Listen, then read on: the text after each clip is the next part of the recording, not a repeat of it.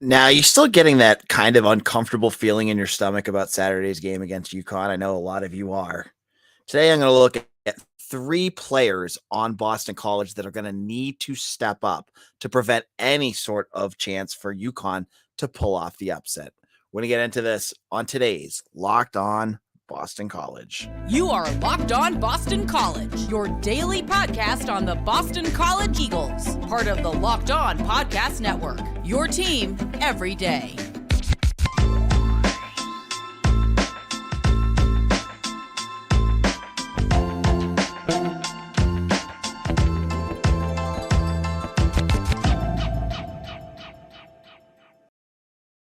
Locked On Boston College. I'm your host, AJ Black. Today's episode is brought to you by BetOnline. BetOnline has covered this season with more props, odds, and lines than ever before. BetOnline, where the game starts. All right, folks. We're continuing on our horror week. It's a couple days before Halloween. Many of you are getting ready for your Halloween parties and trick-or-treating with kids if you have kids, or you've got your lawn all decorated like I do. But the real horror show is coming up on Saturdays. Boston College plays UConn in East Hartford. And for many of us and many of you, you're expecting a showing that is worse than what I've heard about Halloween Kills, that new movie, right? You're expecting some real disaster level stuff coming out of a game on the road against a team that's been playing pretty well. Like UConn, as I said, is, they've got 3 wins. That's triple what they had last year. I mean, 3 is better than 1. They got more wins than BC. As I've said before, they've beaten some pretty bad teams, but that's, wins are wins. You win the games that you can, right? So I've been thinking, I was like, how can we look at this game and look at what BC needs to do to win this? And yes, I could just say the offensive line needs to play better, but I feel like that's a broken record. We've talked about the offensive line 60, 70 episodes at this point, and it is what it is. And I'm not going to bring it up for this episode because honestly, this offensive line, I think, cross your fingers, could be okay against UConn. And if it's okay against UConn, then hey, maybe they have a chance here, right? Maybe they can get into this game and just take care of business. I mean, guys like Ozzie Trapillo, I feel like he'll be fine. Kendall, Dwayne Alex should be fine. Jackson Ness should hopefully be okay. We got Nick Thomas and Jack Conley I'm a little worried about, right? That's not what I'm going to get into. I want to look at 3 players in particular that I feel like need to take that step to have like a really solid game. And if they can get there, if they can take that next step, they're going to easily get BC to not only win this game, but cover the spread and make it a decisive win, which honestly, I think we're at the point where we just want to see BC win, but it would be kind of nice to see BC go down to UConn, right? I feel like that would be a good thing for them. I'm not saying it's going to happen. I'm just saying that's in the grand things. That seems like what BC needs to do. So here's our first player, and it's, as you know, I said I'll put in the offensive line in, and if you have one, throw that player's name into the comment section right now. We'll get into those during segment 3. So if you have a name that you think needs to have a big game, put them in the comment section. And if you say the offensive line too, that's fine too. So hit that up. So our first player that I feel needs to have a big game is obviously the quarterback, Phil Dracovic. We talked about him on yesterday's episode. If you have not heard it already, it's our second segment where I talked about what the future of BC's quarterback position is. But Dracovic is a quarterback that I feel is almost like a rhythm quarterback. Like when he is feeling it and he's not getting killed, he gets himself going. And a lot of quarterbacks do, some don't. But I feel like this is a game where he'll hopefully get his feet under him more. And we'll see more of Louisville, Phil Dracovic, and Maine.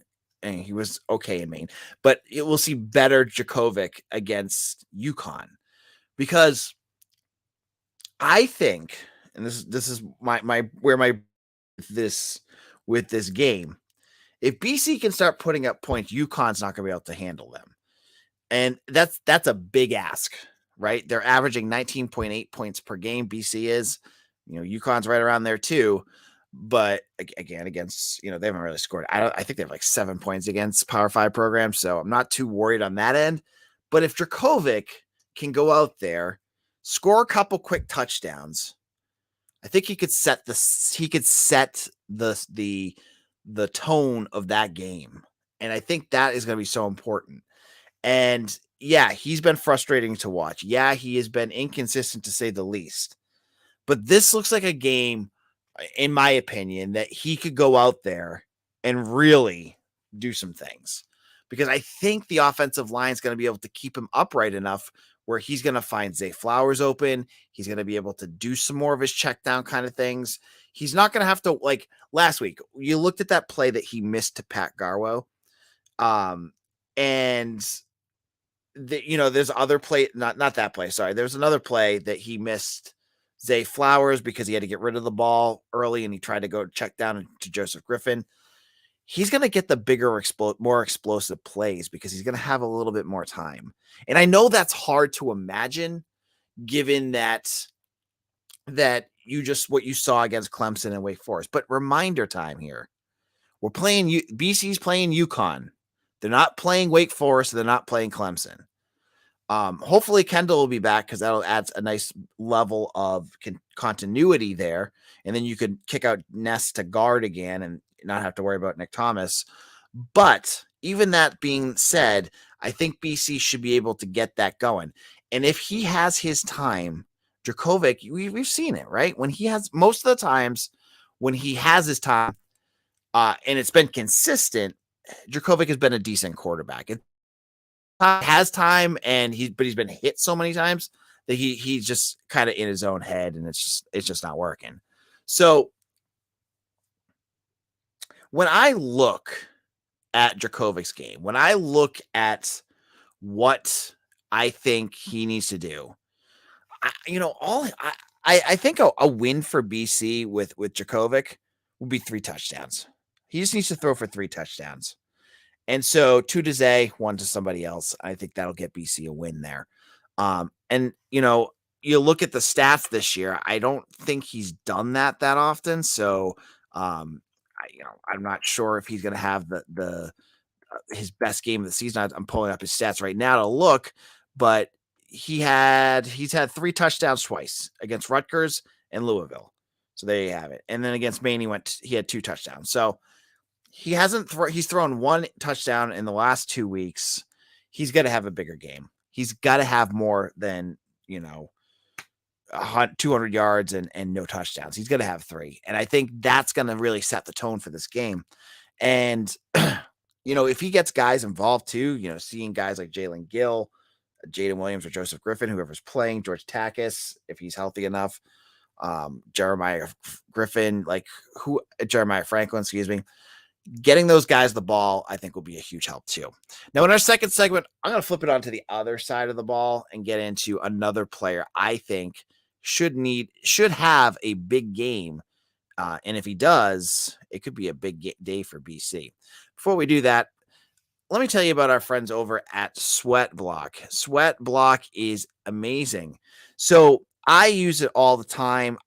You know what I love to do with SweatBlock is I put it on before I go to bed. It keeps me dry, the whole next day. And it's the best because I'm a guy who, I've got some Portuguese blood in me and I run hot. When I run hot, I sweat.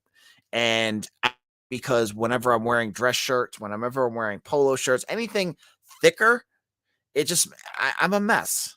So I've used SweatBlock and it has helped me tremendously. I now have the confidence to wear what I want to wear and not worry about embarrassing sweat to ruin my clothes and make me look foolish in front of other people. Now, if you or someone else you love is experiencing embarrassing sweat or odor, try SweatBlock and save 20% off with promo code LOCKEDON on sweatblock.com. Also available on Amazon. Now, if you like our podcast, I want to tell you that for your second listen today, every day should be your Locked On BC should be your first listen, but your second listen should be to check out Locked On Sports Today. From the games that matter the most to the biggest stories in sports, go beyond the scoreboard and behind the scenes with local experts and insights only Locked On can provide. Locked On Sports Today, available on this app, YouTube, and wherever you get your podcasts. All right, back to Locked On BC. If you have not done so already, if you're looking for a way to help this podcast out, got two things you could do. If you're interested in advertising with us, hit me up. Go email me at ajblackmedia@gmail.com. I can get you all the information on becoming an advertiser for Locked On BC. As you heard, we have SweatBlock, we have Nissan, we have a bunch of great national advertisers. I want to get some local advertisers. I love to get some Boston on here. We've had some in the past. I'd love to get some more. So if you'd like to, hit me on Twitter, on email at ajblackmedia@gmail.com and let me know about your business, and I'll help you get connected with the fine folks. If you're just a regular old listener, I love you. I love each and every one of you that listens to Locked On BC every single day. I want you to do one thing for me. If you want to help this podcast out, go to Locked On Boston College on YouTube and hit that subscribe button. Boom, you're done. You're going to help this podcast out tremendously. So we are talking about three players, I think, that need to have a good, solid game and step up against UConn, which, I say it blows my mind. This is where our conversation has gone from the beginning of the season to this. It's like, what has happened? But that's where we're at. And in the first segment, I talked about Dracovic. I said that, he needs to have a big game. But behind him, who are some other players that I think need to have a big game? I looked at the defensive side of the ball first. And the first name that popped up for me was Cam Arnold. And the reason I look at Cam Arnold as a name of someone that I think really needs to step up is because he, I think, will be a major factor against a UConn offense that is very one-dimensional. UConn can't throw the ball at all. They are they're near the bottom in the country in terms of passing yards per game. What they do is they run. They are 39th in the country in running with 186 yards per game. That's impressive. You can't deny that that's something that's worth watching. They ran for 295 yards against Florida International, 274 yards against Central Connecticut State, which and those are like, okay, Florida International is a dumpster fire program. Central Connecticut State is an FCS program. Still, you beat them up in the trenches. That's what you did, right? 183 yards against Fresno State, and then 245 yards against Utah State. So they've been able to do some running there. And that's concerning because BC is not a good running defense. Now, at the beginning of this season, when I went to Media Day and some of the summer we talked to the players, and I forget which player it was. It might have been Cam Arnold, might have been Vinny DePalma. I forget which one I was talking to. But they talked about in their room. Actually, it was Cam Horsley. It was definitely Cam Horsley. They were talking about in their room, their defense room, that they have a number on the board, and I think it was 3.5. And that was their goal for yards per carry that they're hoping for on defense, because I think last year it was like 4.5 yards per carry. And they're at like 4.1 right now. So they're not doing what they're expecting to do. Cam Arnold is going to be very important in this game. I expect the defensive tackles to have a big game. I think Boozy and Horsley and Stodmeyer and the other guys that they're going to roll out, Banks. I mean, that, again, credit to Halfley. He's got some good depth there at defensive tackle. But I want to see some good play in the second level that prevents big plays, because when you have UConn has two running backs that are averaging 6.5 yards per carry, that's a little worrisome, right? You don't want to you don't need to allow a team to have a busted play and go for 50 yards. That cannot happen. So Nathan Carter and Devontae Houston both have 6.73 yards per carry. And then their third leading rusher, Victor Rosa, which I think is absolutely hilarious that he's on here, was to BC, but he was very interested in BC last year. BC, and it was a numbers game. They just couldn't fit him with the amount of running backs they had. that he's got 4 touchdowns now for them. And I'm sure he's got a little, I know from my recruiting coverage and talking to the kid and his family that he really wanted to go to BC. So I'm guessing there's a little extra juice there for this kid. But we'll have to watch him too. But Arnold's going to be a big one. And he's that leader in that linebacking group. You know that against a running team, and a team that I don't expect to be super fast, that a guy like Vinny DePalma will be okay. Like he's solid. He's not anything spectacular. He's not going to screw up and miss tackles. He's good at that kind of stuff. Arnold's going to be the guy that needs to step up and really like clean up plays, help wrap up guys, make sure that they don't get the extra yard or a broken tackle. I think Cam Arnold's a big one. And I think that's going to be his, he's a guy that's out there 75 snaps a game or whatever, 75 against Wake Forest, 73 against Wake Forest. He's going to be out there. It's going to be on him to kind of slow down that UConn running game. Now, when I was thinking of this, Arnold was my big choice, but Donovan Azaraku was another big one. Against a UConn much smaller UConn offensive line, Azaraku should eat, because now he's got the speed and the size against some of these guys.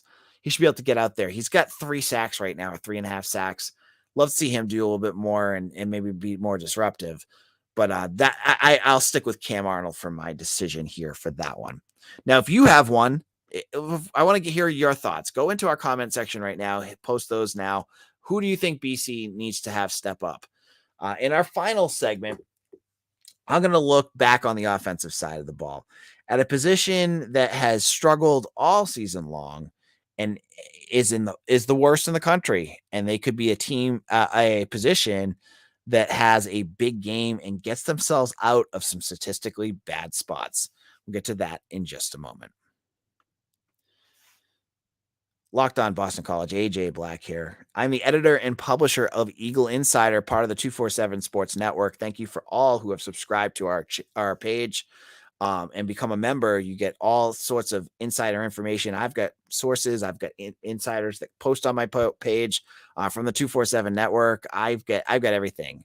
And we're going to be getting into recruiting season. And more importantly, we're getting closer to transfer portal season, folks. And transfer portal season is going to be absolutely insane this year because they've limited it to a window. So you're going to get news banging left and right. And I'm telling you, we're going to do this whole, I'll get into it when we get to basketball season, but there's going to be, I'm sure, because the way BC's playing and just the way the college football system is right now, there's going to be probably news all over the place that I'm going to have to handle every single day with guys coming, BC offering, guys visiting, guys leaving, all this good stuff. So stay tuned. It's going to be very interesting as the season comes to a close. Now, our final player, and it could be either of these guys. It all depends on the health of him. But I went with a running back, and I stuck with Alex Broom on this one.